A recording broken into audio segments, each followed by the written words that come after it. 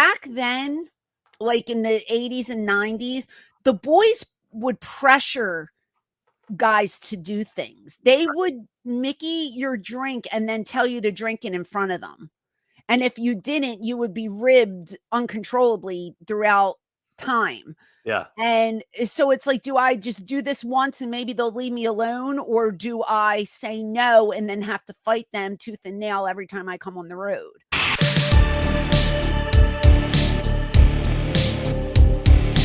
And we are now going to tackle some urban legends from the wrestling world. Now, we've done this before. Yeah. And they were a little out there. Yeah. There are stories about me out there that people have said that are not true. It pisses me off, but there's nothing I can do about it. Same with these guys, I guess. You know, you never know if it's true or not unless you've lived it. So, so I'm gonna read them to you, and you know, let me know bullshit. I've heard that, or whatever. The first urban legend. It's called, quote, the exhibitionist. Raven enjoys walking around backstage in his birthday suit. So much so, he did it in front of Deborah McMichael, thus causing Stone Cold Steve Austin to have what they called a heated exchange with the nude man. So Steve fought with Scotty while he was naked? That he confronted him for walking around naked in the locker room because Deborah McMichael was also in the locker room. Now, shared a locker room with Mr. Levy, whatever you want to say, Levy a million times. Mm-hmm. Has he been known to be an exhibitionist? No, not in the ECW locker room. I've never seen him walk around naked. That's a first for me. Odd. And to do so, I never heard that story with Deborah McMichaels and Steve Austin. So I'm assuming that was in the was that WWF? Yes, that would have been 2000, 2001 era WWF. Ah, interesting. No, I don't recall. He might have been in his underwear, but I mean, a lot of I've seen guys in their underwear before.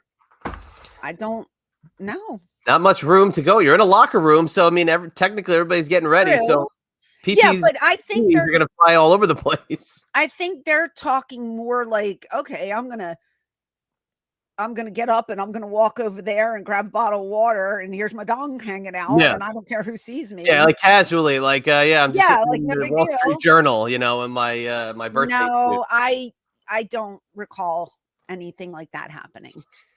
Okay. All right. See, yeah, there we go. We'll just we'll see what we can find on this list. How about this one? Sid Vicious and his squirrel. For whatever reason, Sid reportedly had a pet squirrel he used to take with him everywhere he went. With pro wrestling being the unofficial past the time business, a few wrestlers dared Sid to place the squirrel in his pants for 60 seconds. 30 seconds into the dare, which Sid accepted, the squirrel did exactly what Sid feared it would, and Sid required emergency medical attention to his unmentionables. Have you ever heard of Sid and his squirrel? I don't think so. That's so stupid. Holy moly. The squirrel bit him in the nuts. He thought his nuts a squirrel goes after nuts. It went after two big Sid nuts. Well, the squirrel was not in the ECW locker room. I didn't see a squirrel. So I don't know if that's true or not, but that is a weird story. I've heard about like guys sticking gerbils up their butt. How do you know? Elaborate. Not in wrestling. I heard that sexually they enjoy Jerry Penacoli. Remember the Philadelphia guy that was on TV? He was a journalist. No, I don't remember the name. There was a rumor that he stuck a gerbil up his ass. I believe he's a gay man. I don't know, but who cares? But that was the rumor, that he stuck a gerbil up his ass. And okay. I don't know. Whatever floats your boat. Don't know if it's true. But I never heard about the squirrel. So at that dinner, Sid didn't have a squirrel with him? There was no squirrel. Maybe that's why he was looking in your direction, because the squirrel was in his pants running around. If looks could kill, I would have been dead for hours. Like he was penetrating through my soul that evening. And when you somebody's looking at you and you don't want to make eye contact, but you do. And there they are.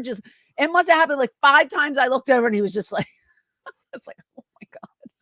Okay. Be Mrs. Pet Squirrel, named Francine. Oh God, no. All No. right, this has always been a little rumor bandied about, just because we know wrestlers inject things into Ugh. parts of themselves. Superstar Billy Graham Oh. once injected Clorox into his veins on a dare. Well, bleach. That is the dumbest. If that's true, then he is a stupid man. Because why the hell? Why would you do that? Why would you do that? Yeah, that's really bad. I Oh mean, my that's like, God. No. No. Wouldn't he die? you would think so. Now, he Oh has my. had a myriad of health problems, which is just, I mean, Since I'm not bleach going to say, went in his I'm, system. I don't want this to come out bad. I'm not saying it's surprising he's alive based off of his age and the things he's got. This man has been through some shit, like liver transplants and other transplants and organ transplants. But if he injected Clorox on a dare, you can see he's got a lot of health problems these days. So, Yeah, like, was that early in his career that they dared yeah, him what to else do did that? he do? What else did he inject? Shit. If it's true, he is one dumb son of a bitch. But here's the thing with the older locker rooms, and we talked about it when we a little bit when we were doing the Dark Side of the Ring stuff. Back then, like in the 80s and 90s, the boys would pressure guys to do things. They would Mickey your drink and then tell you to drink it in front of them. And if you didn't, you would be ribbed uncontrollably throughout time. Yeah, And so it's like, do I just do this once and maybe they'll leave me alone? Or do I say no and then have to fight them tooth and nail every time I come on the road? right. I've heard countless stories like this, which I think, hazing, I know college kids do that for sororities. I think it's a bunch of bullshit. Like, Yes, I agree. what if somebody got, what if you put too much in a glass and somebody died? Like, bleach is no joke. No. Like, why would you put bleach in your, to me, all of them are just stupid motherfuckers. I have to say it. It makes me mad. I don't like the old school mentality. I don't like that bullying. I don't like any of it. I'm sorry. And thank God I'm not in the business anymore because y'all can't touch me. So Yeah. fight me. Oh, But we're gonna get to that too in a minute. So oh keep no. that Oh comment God. about Okay. hazing fresh. This I next don't one, like it. I'm sorry. I don't like it. I know this next the one when it comes up, you're gonna have something to say about it for sure.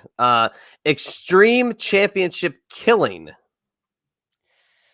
One of the I know what you're reasons gonna say. One of Oh, the God. reasons ECW was so successful was that it personified rebellion. With so many of the wrestlers involved being labeled as outcasts and rebels, it was only fitting that the promotion was built around hardcore wrestling. So it should be no surprise that there has been a long-standing legend that at least 4 ECW wrestlers have allegedly killed somebody. That's the urban legend. That's the urban legend. Okay. So let me think. There was New Jack with his bounty hunting. I guess technically he would be considered one of the guys. They're not I would naming assume. people, right? I want to say New Jack would have been allegedly, maybe. Who else? Who are the other Yeah, but do 3? you count does Rock and Rebel get put on that list? Well, when was this written? Because That's what I'm saying. If it's at least 4, if this was in 2018, you got to throw him on the list too. yeah, well, his is like a Benoit thing, right? Yeah. His was that was Thank bad. God he didn't touch his children. Yeah. The only thing, but sad story nonetheless. I'm trying to think of stories with the boys, but Jack, I knew did the bounty hunting, so I would have. Jimmy Snuka, perhaps. Oh yeah, he killed his girlfriend or Yeah, sister Jimmy Snuka. allegedly. Allegedly. Who else? Jimmy Snuka.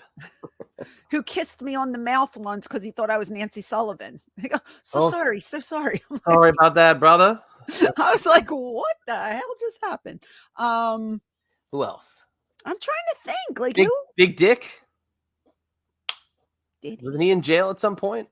Probably. What was it, for murder? I don't know if it was for murder. I was just saying he was in jail, so I was wondering if he maybe had a nefarious history. Rest in peace, Big Dick. Well, I'm not going to name names, but there is a story about one ECW talent putting something in a fan's drink and the fan dying. Do you know who that is? Yes, Okay. Is that included? possibly. Hmm?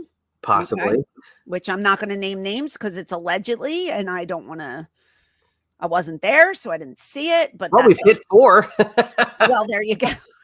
We've hit 4, regardless of if we got the ones that they were thinking. We hit 4. I can honestly tell you that I am not one of the people. I have not killed a soul. You killed many a latex dress when you were with Pitbull. Killed it. Rocked it. That's right. Or killed it, rocked it, which okay, so that was a little morbid, but still, I told you ECW would pop up sooner or later. And it's such a wonderful light they portray on us. Thank you so much, whoever wrote this.